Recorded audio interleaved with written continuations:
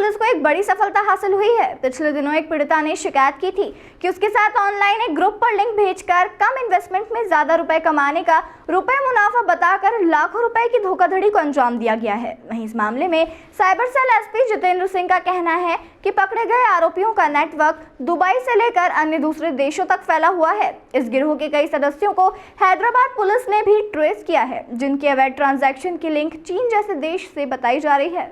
Cyber cell के SP Jitendra Singh ने बताया कि गत मार्च में एक महिला ने टेलीग्राम के माध्यम से एक लिंक पर जुड़ने के बाद हुई धोखाधड़ी के बारे में शिकायत दर्ज कराई थी। महिला के साथ कुल 16,64,000 रुपए की ठगी हुई थी। इनमें से पुलिस ने पीड़िता को 3 लाख रुपए वापस भी करवा दिए हैं। शिकायत के आधार पर जांच पड़ताल की गई तो फरियादी के बैंक ट्रांजैक्शन के आधार पर टेलीग्राम की एक लिंक प्राप्त हुई। साइबर सेल टीम जैसे जैसे जांच में आगे बढ़ती गई, वैसे ही कई रोचक और महत्वपूर्ण जानकारियां टीम को मिलने लगी।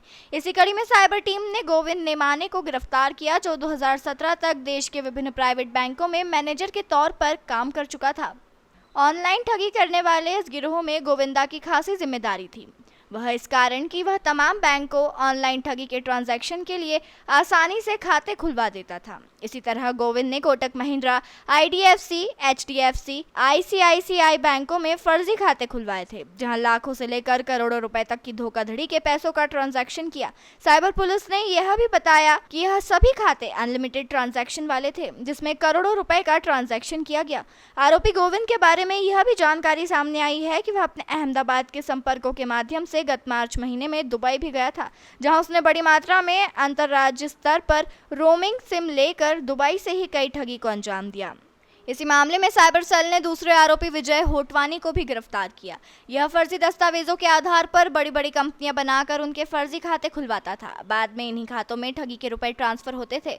फिर यहां से वे अपने खाते में रुपए लेकर अपने गिरोह के अन्य सदस्यों को ट्रांसफर करता था। विजय के खिलाफ पूर्व में भी पानीगढ़, जिला बड़ोदरा, गुजरात में साइबर क्राइम के अपराध में प्रकरण दर्ज हुए हैं। पूरे मामले में सबसे बड़ी और महत्वपूर्ण बात यह है कि उनके कुछ साथी पिछले दिनों हैदराबाद पुलिस द्वारा भी पकड़े गए हैं, जहां उनसे लगातार पूछताछ जारी है। वहां की पुलिस को प्रारंभिक पूछताछ में यह जानकारी प्राप्त हुई है कि इस गिरोह में और भी कई सदस्य हो सकते हैं। गिरोह की लिंक दुबई, चीन और अन्य देशों से जुड़ी हुई है। हैदराबाद पुलिस के अनुसार इसलिए गिरोह ने अब तक 720 करोड़ रुपए से ज्यादा के ट्रांजैक्शन इन खातों के माध्यम से किए हैं।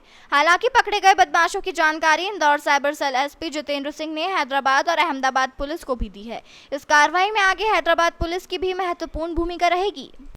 कुछ दिनों पहले इंदौर साइबर सेल में एक सॉफ्टवेयर इंजीनियर युवती ने शिकायत दर्ज कराई थी कि उसको यूट्यूब पर लाइक बढ़ाने के नाम से, टेलीग्राम पे टास्क के नाम से, अलग अलग नाम से आकर्षित किया गया और उससे लगभग 16,64,000 रुपये निवेश कराए गए।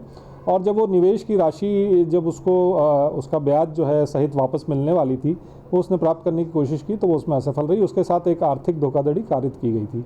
इसी शिकायत को FIR में कन्वर्ट करके जब राज्य साइबर सेल की टीम ने विवेचना प्रारंभ की तो पाया कि इसमें कुछ खाते जो हैं अहमदाबाद के हैं और उन खाते में ये जो 16,64,000 रुपये की ठगी हुई थी उसकी अंश राशि गई है।